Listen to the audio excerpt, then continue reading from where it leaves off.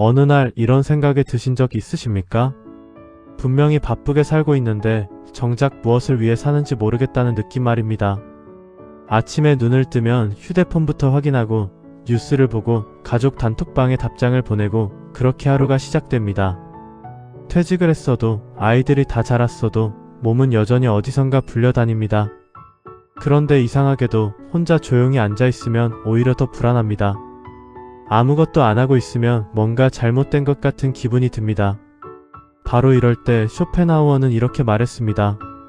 세상의 소음 속에서도 고요함을 찾을 수 있다고. 이 말이 처음에는 단순하게 들릴 수 있습니다. 그냥 조용한 곳에 가면 되는 것 아니냐고 생각하실 수도 있습니다. 그런데 오늘 이 이야기를 끝까지 들으시면 그게 장소의 문제가 아니라는 걸 자연스럽게 알게 되실 겁니다. 고요함은 환경이 아니라 우리 안에서 찾는 것이기 때문입니다. 60대 초반에 한 여성이 있었습니다.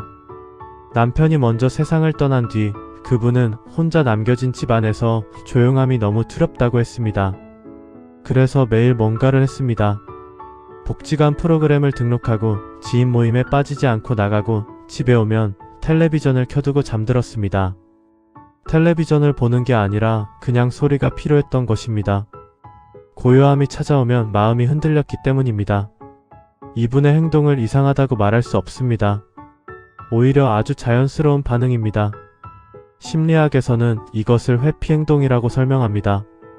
사람은 고통스러운 감정과 마주치지 않으려고 외부 자극을 끊임없이 찾습니다. 바쁜 것이 힘든 게 아니라 멈추는 것이 더 힘든 상태가 됩니다. 움직이고 있을 때는 내 안에서 올라오는 슬픔이나 외로움을 느낄 틈이 없습니다. 그래서 사람들은 바쁨을 선택합니다. 의식적으로 선택한 것이 아니라 마음이 알아서 그렇게 움직이는 것입니다. 쇼펜하우어가 말한 고요함은 이 회피를 멈추는 것에서 시작됩니다. 불편한 감정을 피하지 않고 그 앞에 잠시 앉아보는 것, 그것이 고요함으로 가는 첫 걸음입니다. 70대의 한 남성이 있었습니다. 평생 성실하게 살았고 자식들도 반듯하게 키웠습니다. 그런데 퇴직 이후 오랜 친구들을 만날 때마다 마음이 무거워진다고 했습니다. 누구는 손자를 외국에 보냈다 하고, 누구는 새 아파트로 이사를 갔다 하고, 누구는 아직도 사업을 한다는 이야기가 들릴 때마다 자신의 삶이 초라하게 느껴졌다고 합니다. 그분은 집에 돌아오면 한동안 말이 없어졌습니다. 이것은 의지가 약한 것이 아닙니다. 비교 심리가 작동한 것입니다. 사람은 자신의 삶을 절대적인 기준으로 평가하지 않습니다. 주변 사람들과 비교해서 자신의 위치를 판단하는 경향이 있습니다. 이것은 인간이 사회적 동물이기 때문에 나타나는 자연스러운 심리입니다.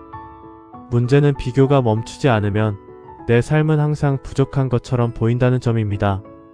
더 가진 사람은 언제나 있기 때문입니다. 쇼펜하우어는 외부의 소음에서 눈을 돌리라고 말했습니다. 타인의 삶이 만들어내는 소음, 그것이 우리의 고요함을 가장 먼저 빼앗아 갑니다. 비교를 내려놓는 순간 내 삶이 비로소 내 것으로 보이기 시작합니다. 60대 후반의 한 여성이 있었습니다. 자녀들이 독립한 뒤에도 매일 자녀들의 일상을 챙기며 살았습니다. 밥은 먹었는지, 아이들은 잘 있는지, 며느리와는 사이가 좋은지 하루에도 몇 번씩 확인 연락을 했습니다. 자녀들이 가끔 연락을 늦게 받으면 하루 종일 마음이 불안했습니다. 그분은 이렇게 말했습니다. 아이들 걱정이 없으면 내가 뭘 해야 할지 모르겠다고. 이것은 관계 의존입니다.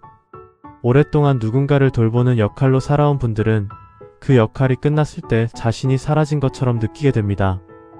내 존재의 이유가 타인을 위한 것이었기 때문에 타인이 없어지면 나도 없어지는 것처럼 느껴지는 것입니다. 이것은 나약함이 아니라 오랜 세월 동안 형성된 자기 정체성의 문제입니다. 고요함을 찾는다는 것은 타인과의 연결 없이도 내가 존재할 수 있다는 것을 아는 것입니다. 내가 아무것도 하지 않아도, 누군가를 돌보지 않아도 나는 충분히 여기 있다는 것을 느끼는 일입니다. 그것이 고요함의 핵심입니다. 70대 초반의 한 남성이 있었습니다. 젊은 시절부터 감정을 드러내는 것을 약하다고 배웠습니다. 힘들어도 참고 슬퍼도 티 내지 않고 아파도 혼자 견뎠습니다. 그런데 나이가 들면서 이유 없이 자주 화가 났습니다.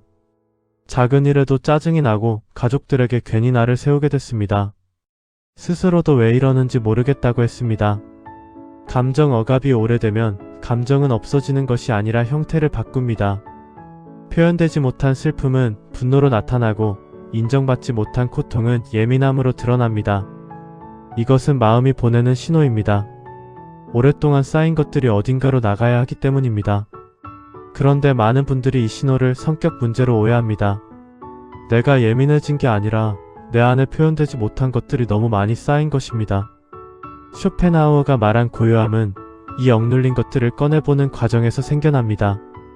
조용히 혼자 앉아 내가 지금 어떤 감정을 느끼는지 살펴보는 것. 그 짧은 시간이 오랜 소음을 조금씩 잠재웁니다.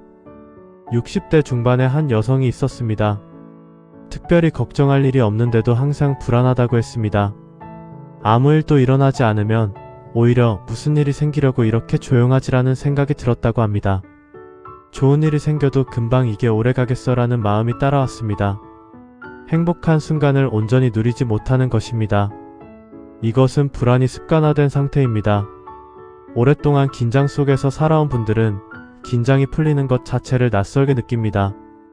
편안함이 오히려 불안의 신호가 됩니다. 이것은 몸과 마음이 긴장 상태를 정상으로 학습해버렸기 때문입니다. 고요함이 찾아와도 그 고요함을 받아들이지 못하고 스스로 소음을 만들어냅니다. 이 패턴을 알아채는 것만으로도 변화가 시작됩니다. 지금 내 불안이 현실의 위협 때문인지 아니면 습관이 된 긴장 때문인지를 구분하는 것입니다. 그 구분이 생기는 순간 고요함이 조금씩 들어올 자리가 생깁니다. 70대의 한 남성이 있었습니다. 퇴직 후 처음으로 혼자 산책을 시작했습니다. 처음에는 30분도 버티기 힘들었습니다. 생각이 너무 많이 올라왔기 때문입니다. 후회되는 일들, 못다 한 말들, 아쉬운 선택들이 걷는 내내 머릿속을 채웠습니다. 그래도 매일 걸었습니다. 2달쯤 지났을 때 그분은 이런 말을 했습니다. 이제는 걸으면서 그냥 나무를 봅니다. 아무 생각 없이 그냥 나무가 보입니다. 이것이 자기인식의 자리를 잡은 상태입니다. 자기인식은 내 생각을 멈추는 것이 아닙니다. 내 생각이 올라오는 것을 알아채고 그것에 끌려가지 않는 것입니다. 생각이 나를 지배하는 것이 아니라 내가 생각을 바라보는 위치에 서는 것입니다. 이것이 가능해지면 세상이 아무리 시끄러워도 내 안에서 고요한 자리를 유지할 수 있게 됩니다. 쇼펜하우어가 말한 것이 바로 이것입니다. 고요함은 세상이 조용해질 때 오는 것이 아닙니다. 내 안에 그 자리를 만드는 것입니다. 살면서 많은 것을 쌓아 올렸습니다. 가족, 직업, 관계, 역할, 그 모든 것들이 한때는 나를 지탱해 주었습니다. 그런데 어느 순간 그것들이 하나씩 자리를 바꾸거나 사라지기 시작합니다. 자녀들은 제 길을 가고 오래된 관계들은 멀어지고 몸은 예전 같지 않습니다. 그때 남는 것이 있습니다. 바로 나 자신입니다. 아무것도 하지 않아도 여기 있는 나, 아무도 알아주지 않아도 존재하는 나, 그 조용한 나와 마주하는 것이 고요함의 시작입니다. 세상은 앞으로도 계속 시끄러울 것입니다. 뉴스는 불안을 키우고 주변은 비교를 부추기고 관계는 기대와 실망을 반복합니다.